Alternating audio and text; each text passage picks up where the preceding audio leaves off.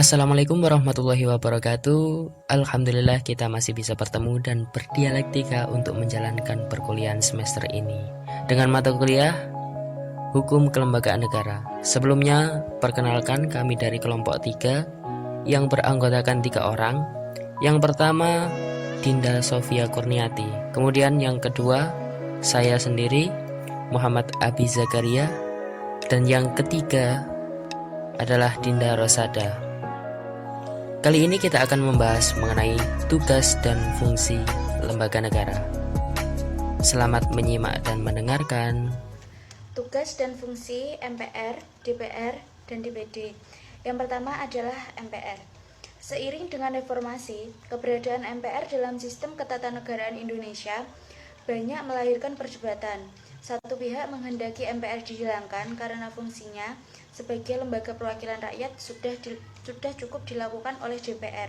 Sementara di pihak lain tetap menghendaki MPR tidak dibubarkan. Posisi MPR merupakan lembaga yang bersifat khas Indonesia.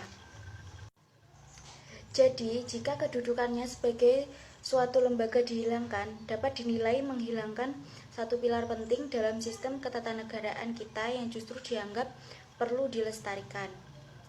Jadi, MPR adalah pemegang kekuasaan tertinggi atau pemegang kedaulatan rakyat yang lebih tinggi dari lembaga-lembaga lainnya. Tugas dari MPR adalah sebagai berikut. Yang pertama, mengubah dan menetapkan Undang-Undang Dasar. Yang kedua, melantik presiden dan wakil presiden pada pemilu dalam sidang paripurna.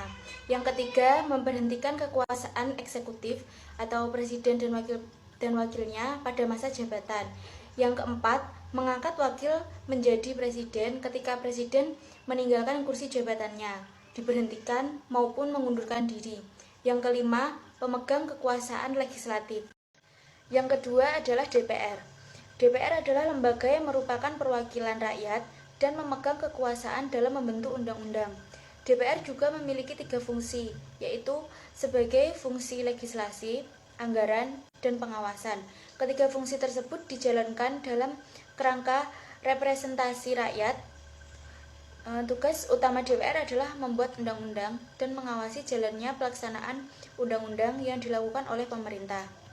Berikut beberapa tugas dari DPR, yaitu menyusun program legislasi nasional atau Prolegnas. Yang kedua, menyusun dan membahas rancangan undang-undang. Yang ketiga, menetapkan undang-undang bersama dengan presiden. Yang keempat, memberikan persetujuan atas rancangan undang-undang tentang APBN, dan masih banyak lagi. Yang ketiga adalah DPD. DPD adalah lembaga baru dalam sistem ketatanegaraan Indonesia. Berdasarkan perubahan ketiga Undang-Undang Dasar 1945, gagasan pembentukan DPD dalam rangka restrukturisasi parlemen di Indonesia menjadi 2 kamar yang diadopsi.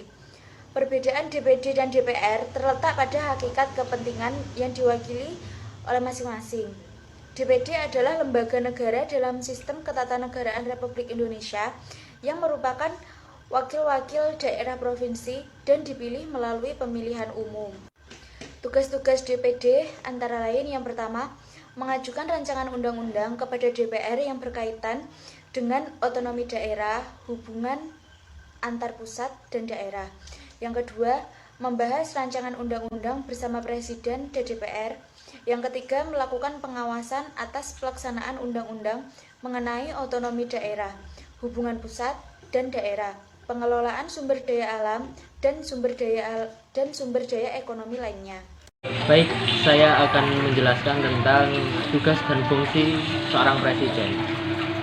Presiden sebagai lembaga eksekutif di Indonesia itu memiliki jabatan sebagai kepala pemerintahan dan juga sebagai kepala negara. Sudah dijelaskan dalam Undang-Undang Dasar 1945 mengenai tugas dan fungsi presiden, tentang presiden sebagai kepala negara dan juga presiden sebagai kepala pemerintahan. Pertama, saya akan menjelaskan tentang tugas presiden sebagai kepala negara dalam Undang-Undang 1945, yaitu presiden memegang kekuasaan tertinggi atas angkatan darat, angkatan laut, dan juga angkatan udara. Kemudian presiden juga mengangkat duta dan konsul. Kemudian Presiden juga menerima duta negara lain dengan memperhatikan pertimbangan dari Dewan Perwakilan Rakyat atau DPR. Itu tadi tugas Presiden sebagai kepala negara menurut Undang-Undang 1945.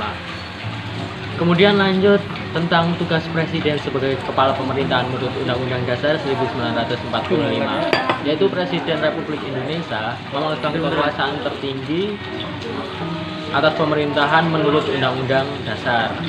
Kemudian Presiden juga menetapkan peraturan pemerintah atau PP untuk menjalankan undang-undang sebagaimana mestinya. Kemudian Presiden juga berhak mengangkat menteri dan memberhentikan para menterinya, memilih sendiri.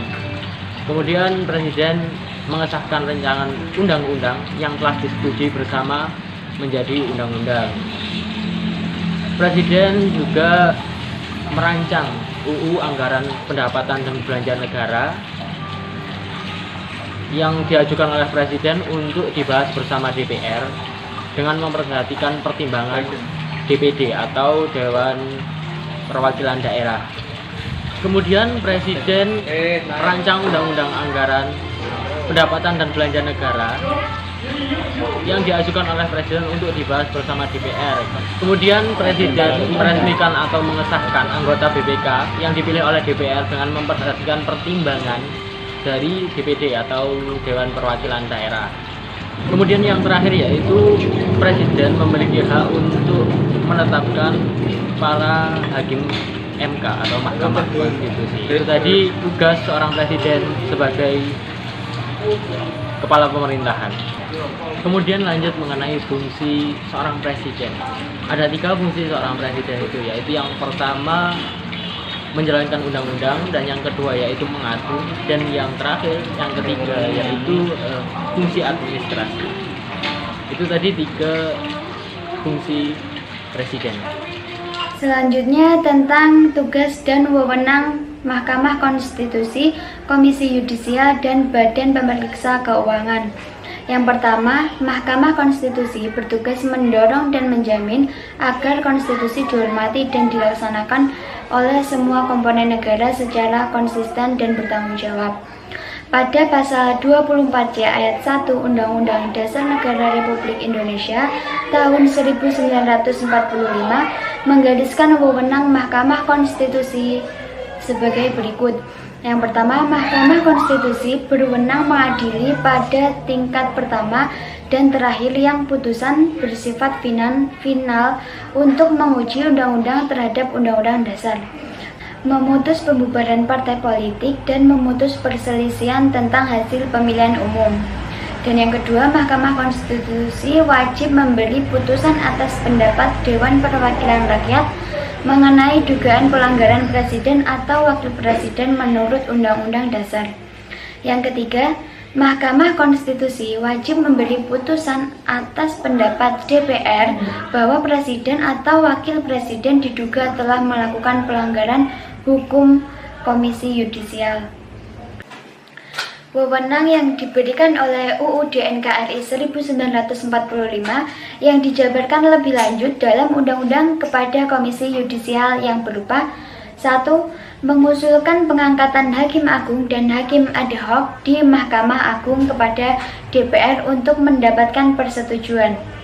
Yang kedua, menjaga dan menegakkan kehormatan, keluhuran martabat, serta perilaku hakim. Yang ketiga, menjaga dan menegakkan pelaksanaan kode etik atau pedoman perilaku hukum. Dan dalam menjalankan wewenangnya, Komisi Yudisial bertugas 1. Mengusulkan pengangkatan Hakim Agung ke DPR. 2. Melakukan pemantauan dan pengawasan terhadap perilaku hakim. Yang ketiga, menerima laporan dari masyarakat terkait dengan pelanggaran KEPPH. Sedangkan kewenangan BPK menurut pasal 6 UU nomor 15 tahun 2006 adalah sebagai berikut. Pelaksana pemeriksaan BPK sebagaimana dimaksud pada ayat 1 dilakukan berdasarkan Undang-Undang tentang Pemeriksaan, Pengelolaan, dan Tanggung Jawab Keuangan Negara. Pemeriksaan BPK mencakup pemeriksaan keuangan, pemeriksaan kinerja, dan pemeriksaan dengan tujuan tertentu. dan dalam hal pemeriksaan dilaksanakan oleh akuntan publik berdasarkan ketentuan undang-undang. Lapor hasil pemeriksaan tersebut wajib disampaikan kepada BPK dan dipublikasikan. Dalam melaksanakan pemeriksaan pengelolaan dan tanggung jawab keuangan negara sebagaimana dimaksud pada ayat 1, BPK melakukan pembahasan atas temuan pemeriksaan dengan objek yang diperiksa sesuai dengan standar pemeriksaan keuangan negara. Selanjutnya, ketentuan lebih lanjut mengenai tata cara pelaksanaan tugas BPK sebagaimana dimaksud pada ayat 1 diatur dengan peraturan BPK.